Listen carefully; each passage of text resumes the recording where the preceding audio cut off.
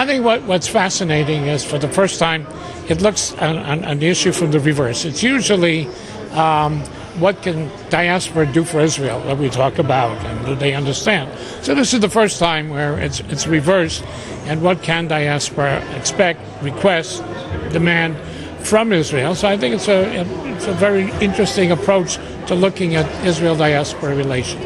What it basically establishes is the fact that it's a mutual relationship, that it's give and take on both sides, that it's not just limited to a one-way street of what you do and what you receive. So I think that's a refreshing look.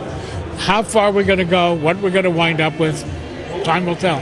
Now, in terms of your activity of the ADL, how do you see the situation in terms of anti-Semitism, in terms of all the propaganda we're seeing? I think the most important element is to understand and remember that anti-Semitism is still a yesh. It still exists. It still continues. We have not found or developed an antidote or a vaccine against it. And as long as it exists, it morphs into different ways. So today, it takes on elements of anti-Israel. Israel has become the Jew in the international community. What used to be everybody could do it, but Jews can't. Today, all the nations can do it, but Israel can't. Even this whole effort of trying to delegitimize, that smacks of anti-Semitism. Are they trying to delegitimize any other country? Is any other country's decision and choice of a capital questions or challenge? No. So here again, Israel is seen differently, and that's a modern day, what we call the new anti-Semitism.